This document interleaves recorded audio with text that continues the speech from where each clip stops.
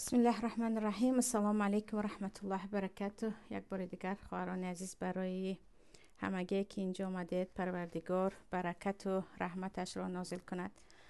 امروز در درس تفسیر سوره بروج را میخوانیم و سوره که یکی از قصه های خیلی عبرتناک قرآن را در بر میگیرد. آن هم درباره اصحاب اخدود و این چنین درباره مادری که به خاطر ایمانش حتی کودک خردسالش به او تسلیت میگوید و درباره جوانی که اگرچه جوان است مسیر یک دولت و یک مملکت و یک گفتیم امتی همان زمان را تبدیل میدهد. پروردگار سوره بروج را هم مانند اکثریت سوره های جزء عامه با آسمان و با ستاره ها شروع میکند. الله میگوید و السماء ذات البروج، قسم به آسمان که آن آسمان صاحب برج هاست، یا اینکه قسم به آسمانی که دارای برج هاست. معنای برج خواهران عزیز 4 معنا دادگی هستند علما. یکی از معنایش ستاره، یعنی قسم به آسمانی که دارای ستاره هاست. یک معنایش از ابن عباس روایت است که میگویند قسم به آسمانی که صاحب قصر هاست، قصرهای خود را دارد. و بعضی از علما میگویند قسم به آسمانی که اینجا خیلی از مخلوقات زیبای الله آفریده شده است و با مخلوقات پروردگار زینت داده شده است. یعنی قسم به آسمانی که با مخلوقات پروردگار آرا داده شده است و یکی از بهترین یا گفتیم از بزرگترین مخلوقات الله است. و بعضی از علما میگویند قسم به آسمانی که دارای منزلت هاست، یعنی مکان های مختلف است که خیلی گفته بودیم درباره کشفیات آسمان و درباره ستاره های پروردگار گشته و برگشته در قرآن ذکر می شود، اما به هر یکی آن هنوز علما نرسیده اند و کشف کردن یک ستاره یا گفتیم یکی از جسم های آسمانی پر از حکمت و پر از معجزه های پروردگار است. در دوامش الله میگوید والیوم الموعود، و قسم به روز وعده شده، یعنی روز قیامت. در دوامش میگوید و شاهد و مشهود، و قسم به شاهد و به قسم به آن چیزی که به آن شهادت میدهند. درباره شاهد و مشهود خواهران عزیز یک چند قول است. یکی از معناهای مشهورش این است که مشهود یعنی روزی که همه آن را شاهدی میکنند، به آن گواهی میدهند، این روز قیامت است. و شاهد این بنده های الله هست، یعنی قسم به بنده هایی که روز قیامت را مشاهده میکنند و قسم به خود روز قیامت.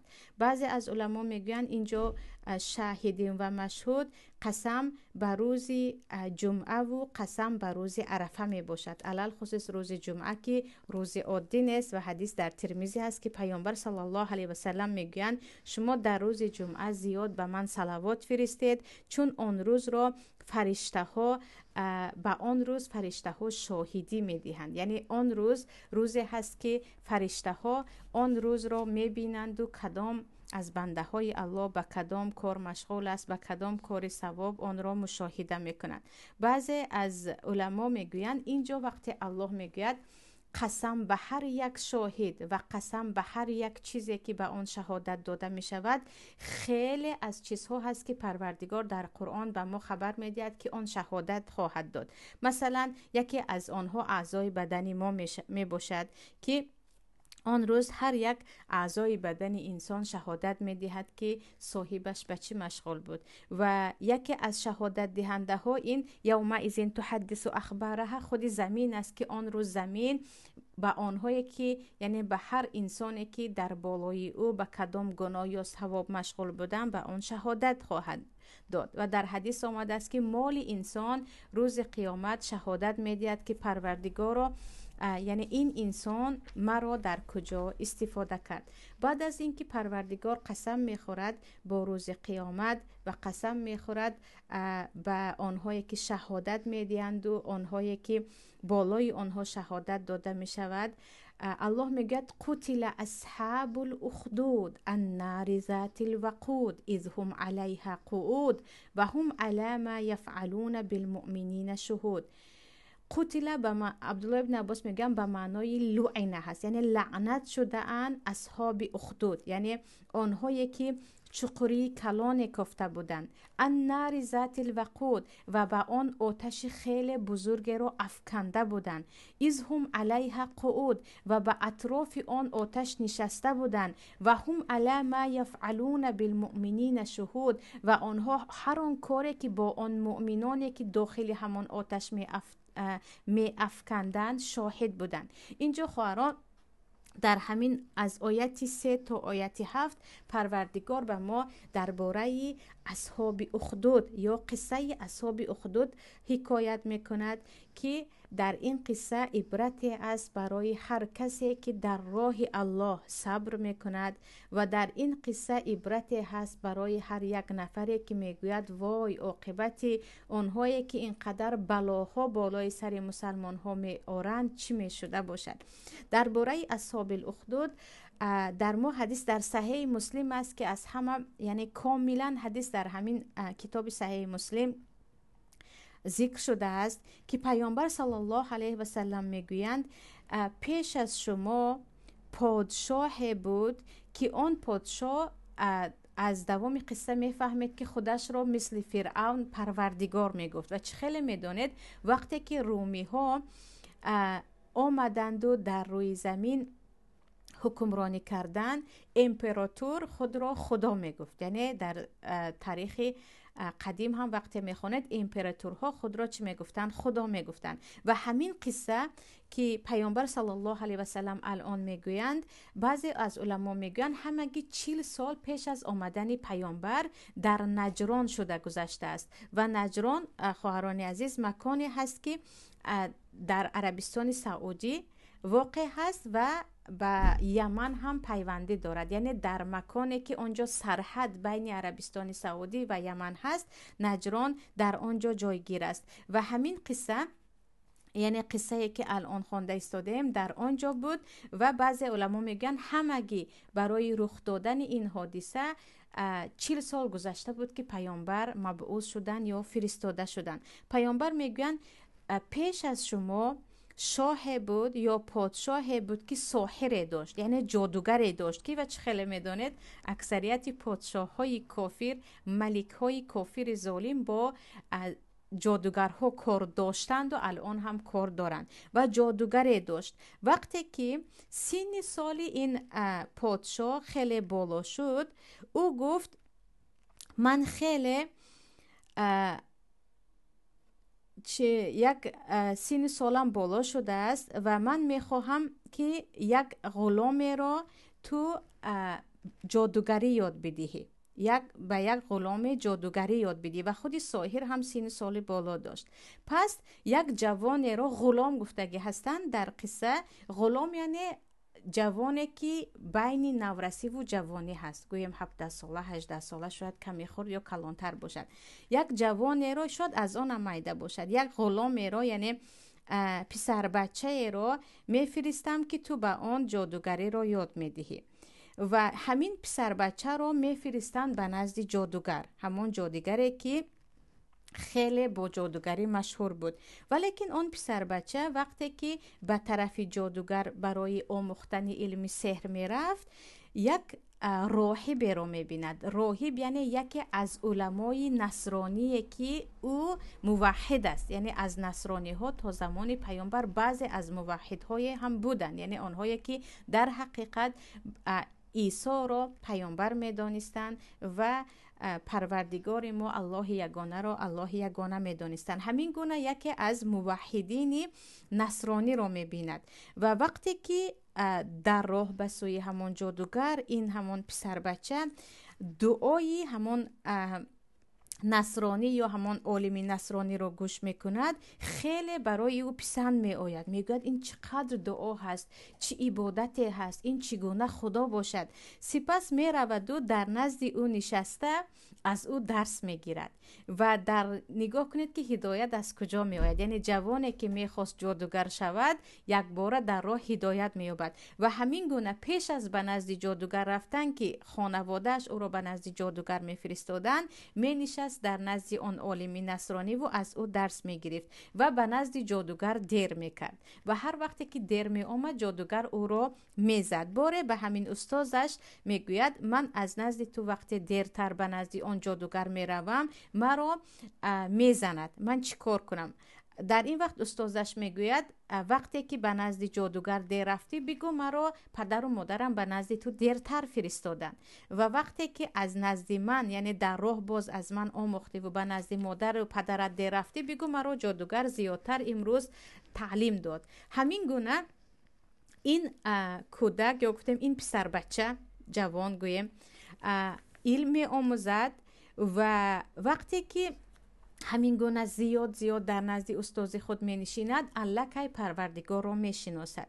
و روز وقتی که در راه بود، می بیند که یک حیوان، در بعضی از روایت ها یک شیر بزرگ، در بعضی از روایت ها یک مار کلان پیش راه مردم را گرفته است و مردم نمی توانند از آنجا عبور کنند. یعنی مردم همه در ترس و هراس است، در راه باشد. در روایت مار بزرگ، در روایت شیر بزرگ که در صحیح مسلم کدام حیوان بودن عموما گفته شده است که یک حیوانی بزرگ بود که مردم از آن خیلی می ترسیدند. در این وقت این جوان میگوید الان وقتی امتحان آمد که من آیا آن چیزی که همین راهبی که از او درس خواندم حقیقت است یا نه. یک سنگ بزرگ رو میگیرد به دست و میگوید پروردگارا، اگر همین راهب یعنی همین عالم نصرانی به تو دوست داشته تر و بهتر از همان سایر باشد، با همین سنگ من این حیوان را بکش. وقتی همین سخن را میگوید و سنگ را میزند، سنگ رفته به حیوان میزند و آن حیوان میمیرد. سپس آمده به همون استازش میگوید که استاد، امروز همین گونه شد. وقتی من سنگ را گرفتم و گفتم پروردگارا، اگر همین استاد من در نزد تو قدرش بالاتر، دوست داشته تر یا گفتیم حق در باشد از آن جادوگر، این را بکش. او با همان سنگ کشته شد. راهب در این وقت میگوید که امروز تو از من بهتر هستی و تو به همان جایی که باید میرسیدی اکنون رسیدی، اما بدان که اکنون وقتی امتحان است، تو امتحان میشوی، تو از سنجشی بزرگ میگذری، به سر تو اکنون بلاها میآید. و در دوامش میگوید اما وقتی تو را عذاب دادن، وقتی تو را امتحان کردن، اصلا من کی هستم مرا به آنها خبر نده. و همین گونه همین پسر بچه بعد از کشتن همین حیوان خیلی بین مردم مشهور می شود و حتی آنهایی که کور بودند و آنهایی که پوست سفید بیماری پیسی داشتند، هر گونه بیماری را با دعا کردن به سوی پروردگار شفا می دهد. و یکی از مشاوران یا گفتیم یکی از همنشینان پادشاهی آن زمان که گفتیم پادشاه خودش رو مثل فرعون خدا میگفت، کور بود و او روزی با میشنود که همین گونه پسر بچه وجود دارد که حتی کورها را بینا میکند، خیلی هدیه های زیاد میگیرد و میآید نزد همین پسر بچه و میگوید اگر تو مرا شفا دادی، تمام این هدیه ها از آن تو هست. این پسر بچه میگوید اینما یشفی الله، من نه، الله شفا میدهد. تو به الله ایمان بیار و من دعا میکنم که الله به تو شفا دهد. و همین همنشین یا گفتیم مشاور پادشاه به الله ایمان می آورد و شفا می یابد. بعد از این می آید نزد همان پادشاه و پادشاه به او میگوید که کی تو رو بینا کرد؟ چگونه تو یک بار بینا شدی؟ او میگوید ربی، پروردگارم چشم مرا بینا کرد. و آن پادشاه میگوید مگر بجز من تو پروردگار هم داری؟ بجز من تو خدا هم داری؟ او میگوید ربی و ربک الله، هم خدای من هم خدای تو این الله هست. بعد از همین که همین مشاورش آمده میگوید پروردگار من و تو این الله هست، پادشاه خیلی عذابش میدهد، خیلی عذابش میدهد که کی به تو بودن الله را شناسانی، تو چگونه به این راه رفتی، تا اینکه میگوید فلان پسر بچه، و آن پسر بچه رو می آورند و به آن پسر بچه میگوید که پادشاه میگوید که ای پسر، ای غلام، تو اینقدر سحر و جادوت به اوج اعلا برآمد که حتی تو کور و کرها رو هم داری شفا میدهی و این رو میکنی و آن رو میکنی. پسر بچه میگوید من اینها رو نمیکنم، شفا دهنده این الله هست، من آنها رو شفا نمیدهم. پس از اینقدر این کودک را پادشاه عذاب میدهد که تو از کجا این را یاد گرفتی، تو از کجا خدا را شناختی. این پسر بچه دیگر از عذاب زیاد میگوید در فلان راهی که به سوی جادوگر میبرد یک دانشمند نصرانی هست. پس دانشمند را خبر میدهد، یعنی از عذاب زیاد. پس آن دانشمند یا همان راهب رو میآرند و به او میگویند از دینت برگرد. میگوید من اصلا از دینم بر نمیگردم. سپس اره رو می آورند و از فرق سر او، یعنی از بالای سر او رو دو پاره میکنند. و پیامبر صلی الله علیه و سلم همین رو به صحابه های خود میگفتند که آدمایی که پیش از شما بودند از سر آنها با اره میبریدند و آنها در دین خود ثابت بودند و شما شتاب نکنید. همین گونه آن عالم نصرانی موحد را از فرق سرش با اره میبرند. بعد از این دو پارش میکنند. بعد از این میآرند همان همنشین یا گفتیم مشاور پادشاه را، و او هم میگویند از دینت برگرد. او میگوید من از دینم اصلا بر نمیگردم. عیناً همین گونه او را هم از فرق سرش با اره جدا میکنند. سپس همین کودک را، پسر بچه را میآرند و به این پسر بچه میگویند از دینت برگرد. میگوید من اصلا از دین خود بر نمیگردم. سپس پادشاه به همان خادمان خود یا گفتیم عسکران خود میگوید این را بگیرید، بالای کوهی بلند ببرید و از بالای کوه این را بترسانید. بگوید اگر از دینت برنگشتی تو را از بالا به پایان میپرتایم و همین گونه ترسانید تا از دینش برگردند. وقتی این کودک را یا پسر بچه را میگیرند و بالای کوه میبرایند و به او میگویند اگر از دینت برنگردی الان تو را ما از همین بالا به پایان میپرتایم، پسر بچه دعا میکند. خواهران عزیز، این دعایی هست که در وقت مصیبت گفته می شود و وقتی که از کدام انسان ترسیدید این دعا رو بخوانید، که این دعا در صحیح مسلم آمده است و پیامبر هم این دعا رو به ما گفتند: اللهم اکفینیهم بما شئت، اللهم اکفینیهم بما شئت. پروردگارا به هر چیزی که خواستی تو مرا کفایت کن، یعنی تو به من کافی باش در کمک کردنم و شر اینها رو از من دور کن. پروردگار من به تو برگشتم و تو به من کمک کن. الها کمک تو برای من کفایه و بسنده باشد. وقتی غلام اللهم اکفینیهم بما شئت گفته دعا میکند، یک باره کوه به لرزه می درآید و همه می افتند به جز همین پسر بچه. یعنی قوت دعای این پسر بچه و معجزه پروردگار در حفظ کردن بنده هایش رو ببینید. سپس راه می رود و نزد پادشاه می آید، یعنی به یگان ترس با جسارت، و به او می گوید که آنهایی که در نزدت بودند چیکار کردی؟ یعنی پادشاه می پرسد. پسر بچه می گوید کفانیهم الله مرا کفایت کرد، یعنی الله با کمکش مرا از آنها نجات داد. سپس پادشاه این پسر بچه را به دست چند نفر دیگر می دهد و می گوید سواری کشتیچه شوید، او را به مابین بحر برید و بگوید که اگر از دینش برنگردد به بحر او را می غوطانید و او غرق خواهد شد. همین گونه می برند و وقتی که بین بحر می روند، باز این وقتی که میخواهند از دینش برگردانند و به داخل بحر او را پرتویند، باز دعا میکند که اللهم اکفینیهم بما شئت، پروردگارا به هر چیزی که میخواهی، هر چیزی که خودت صلاح میدانی، خودت با آن چیز مرا از اینها نگه دار. وقتی که این رو میگوید، یک باره کشتی تکان میخورد و همه غرق میشوند و باز نزدی پادشاه میآید. یعنی میگوید تو هیچ کار کردن نمیتوانی. وقتی این را پادشاه میبیند میگوید چی کار کردی؟ میگوید الله باز مرا بسنده کرد. و جوان میگوید که بدان، یعنی به همین پادشاه میگوید بدان تو مرا اصلا کشته نمیتوانی. پروردگار دیده ایستاده که چگونه مرا نجات داده ایستاده است. برای مرا کشتن تو فقط یک راه داری، اگر آن را انجام دادی تو مرا میتوانی به قتل رسانی. پادشاه میگوید آن راه چی است؟ میگوید مردم زیادی را در بلندی جمع میکنی، مرا باشد به تنه درخت میبندی، سپس یک تیر را که من خود دارم از آن تیر میگیری و به آن زهر آمیخته میکنی و بعد از آن وقتی همون تیر را به کمان میاندازی میگویی که بسم الله رب الغلام، به نام الله که پروردگار همین کودک است. وقتی همین گپ را گفتی دیگر تیر تو می آید به من میزند و من میمیرم.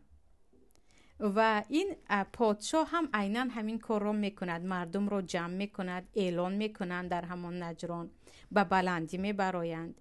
پسر بچه را در جای نمایانه که همه باید مرگش را ببینند میبندند و با صدای بلند این پادشاه وقتی تیر را به کمان می اندازد میگوید که بسم الله و رب الغلام یا بسم الله رب الغلام گویان وقتی میزند همون تیر می آید و بین چشم و بین گوش به همین پهلو، در جایهای ما چکه میگویند، به پهلوی سر کودک آمده میزند و کودک پسر بچه همون جایی که تیر زده شد میقپد و با همین میمیرد.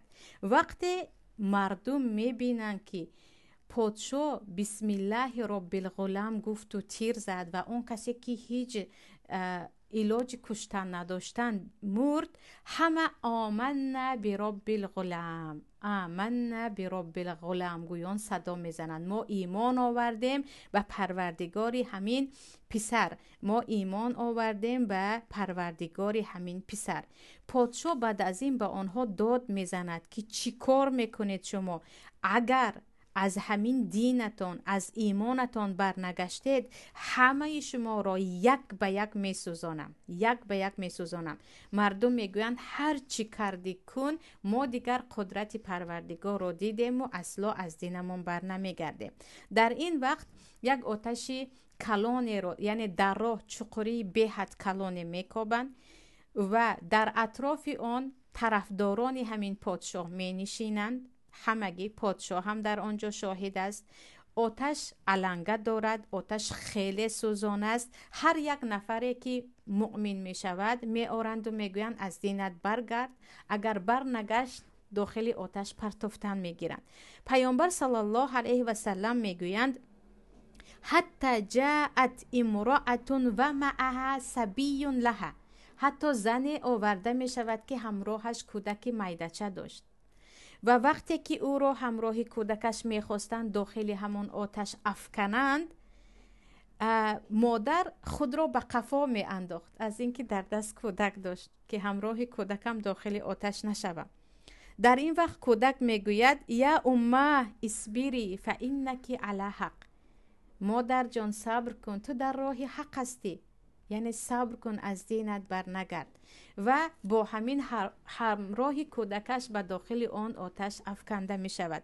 و در آخر همین قصه خواهران عزیز، آوردن پیامبر همین زن و همین کودک را باید برای مادرانی که در راه الله وقتی که راه صبر می آید 1001 بهانه می کنند و به عقب بر می گردند که نه به من این اجازت نداد، آن اجازت نداد. پیامبر برای ما این را نقل می کنند که ای مادرها، اگرچه مادر هستید، کودک دارید، عائله دارید، زندگی دارید، وقتی مسئله ایمان است ثابت باشید، در راه خود بایستید.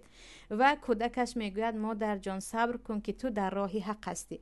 و در بعضی از روایت ها آمده است که هر کسی که به آتش انداخته شد هنوز نسوخته یک باره الله جان او را میگیرد و آنها داخل جنت میشوند و بعد از اینکه همه را یک به یک داخل آن آتش می افکند این پادشاه ظالم و اطرافیانش، آن آتش یک باره جوشیده بالا می شود و خود همین پادشاه و دیگر همسفانش را می سوزاند. یعنی آنهایی که داخل برای امتحان آنها پروردگار این روز را برایشان تقدیر و قسمت کرد، هنوز نسوخته راست داخل جنت می شوند و روحشان، جسمشان آتش را ندیده از جانشان بیرون می شود، اما این آتش بالا می براید و هم خودی پادشاه هم اطرافیان را می سوزاند. و اینجا وقتی که این قصه را در صحیح مسلم است و پیامبر صلی الله علیه و سلم به صحابگان نقل می کنند،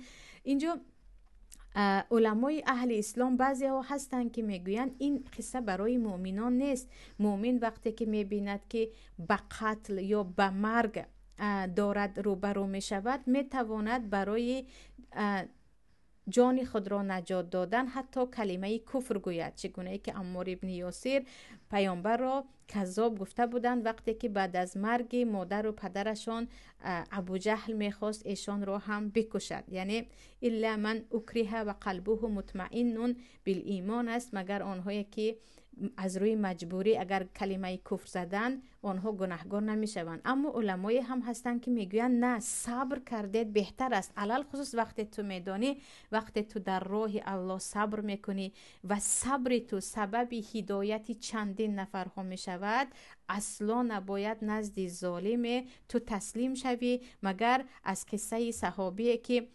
خبیب ابن عدی بودن و اصلا از دین خود برنگشتن، اگرچه در بین مردم مشرکین مکه جسد ایشان رو هم پاره پاره کنان به قد رسانیده بود. در مثلا بعضی صحابه ها قصه هایی هست که پیامبر اصلا نگفتن که چرا این کار رو کرد، نگفتن. یعنی قصه او با آب طلا، مثلا خودی همین صحابی جلیل خبیب که حتما بخونید، اگر وقت دراز میود من درباره شانم قصه میکردم، در همه جا آمده است که اصلا به کافر تسلیم نمیشوند. و این قصه خواهران عزیز، قصه ای که الان خوندیم، پروردگار برای ما قصه ها رو هر وقت می آورد، معنیش این است که شما از این قصه عبرت بگیرید.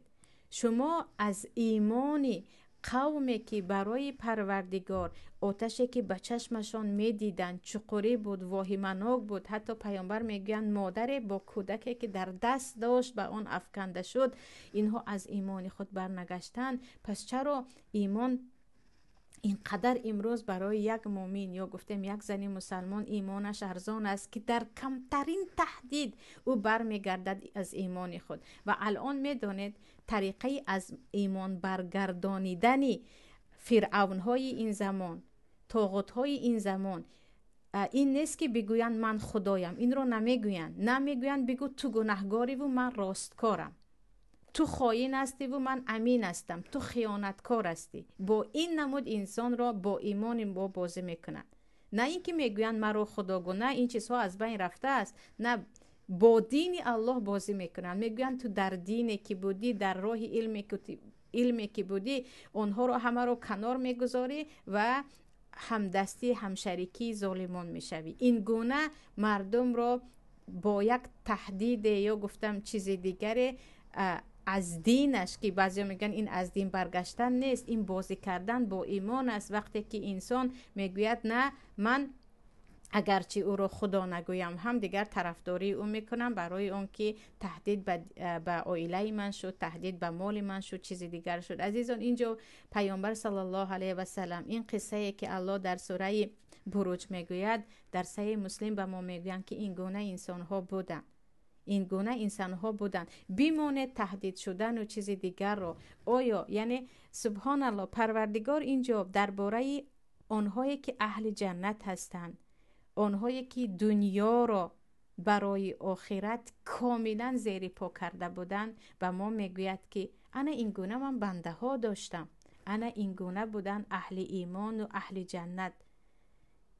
اهل ایمان و اهل جنت فداکاری با جان خود میکردن به خاطر الله. امروز با چی داریم فدا میکنیم برای الله؟ یک ساعت از خوردن خود، یک ساعت از خواب خود به خاطر الله جدا کردن برایمان اینقدر وزمین است. کجا رسد جان خود را دادن. یعنی پروردگار در این قصه یا خود پیامبر در این قصه به ما آن را اشارت میکنند که جنت اینقدر ارزان نیست. با همین زود نماز خواندن و یک سطر خوشرو و این طرف و آن طرف سبحان الله الحمدلله گفتن انسان داخل جنت نمی شود. برای جنت باید فداکاری کرد، برای جنت باید عمل کرد، برای جنت باید کوشش کرد. در دوامش الله میگوید و هم علی ما یفعلون بالمؤمنین شهود. و انا همین کافرها خودشان شاهد بودند که با مؤمنان چی کار میکردن. آنها با همین کاری که میکردن خودشان با چشمان خود شاهد بودند. و ما نقموا منهم الا ان یؤمنوا بالله العزیز الحمید الذی له ملک السماوات والارض والله علی کل شیء شهید. و این عذاب را و این همه فتنه و گرفتاری و بلا را بالای آنها نآوردند مگر به یک سبب. آنها ایمان آوردند به الله عزیز و حمید، به الله که اصلا مغلوب نمی شود و آنه که او صاحب تمام حمد هاست. فقط به خاطر آنکه به الله خود ایمان آوردند و به گفته الله خود می خواستند زندگی کنند، این همه بلا بالای سر آنها آمد. همون الله که از آن هوست پادشاهی زمین و آسمان ها و او به هر کاری که می شود شاهد است. یعنی هر چیزی که آن مؤمنان در زمانش کشیدن، هر عذابی که دیدن فقط به خاطر دینشان بود، فقط به خاطر ایمانشان بود. بعد از این درباره آنهایی که در راه الله هستند و آنها را ظالمان به عذاب و به بلا و به هزار و یک درد گرفتار میکنند، پروردگار صحبت میکند. آیت دهم که الله نصیب کرده باشد درس دیگر میخوانیم، ولی درباره همین قصه که الان خواندیم خواهران عزیز زیاد فکر کنید و هر وقتی که یکدیگر را بشارت به جنت میدهید یا هر وقتی که یکی به قلب ما عجب یا خودبینی می آید که من چی کار کردم اصلا که من توبه کنم، اصلا من چی گناه دارم که از مرگ بترسم، اصلا من چی گناه دارم که از آتش جهنم بترسم، به خود آید که جنت در آمدن همین گونه با زندگی که امروز من و شما داریم نمی شود. برای جنت چه خیلی که گفتم باید فداکاری کرد. فداکاری از خوابتون، از خوردنتون، از پوشیدنتون که از آن باید صدقه دهید، از مبارزه کردن با اطرافیانتون باشد.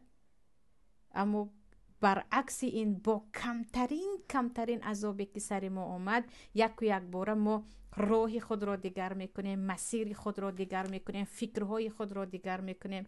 باز هم خیلی دعوا داریم که نه ما در راه حق هستیم. که پروردگارا پیش از همه همیشه در دهانمون دعای پیامبران باشد. ربنا لا تجعلنا فتنة لقوم الظالمین. پروردگارا اصلا ما را گرفتار دست ظالم نکن. پروردگارا لا تجعلنا فتنة للذین کفروا. ما را اصلا گرفتار دست آنهایی که دین ندارند و کافر هستند گرفتار نکن. پروردگارا با ایمان خود در راه خود در صراط المستقیم بودن را نصیب کن.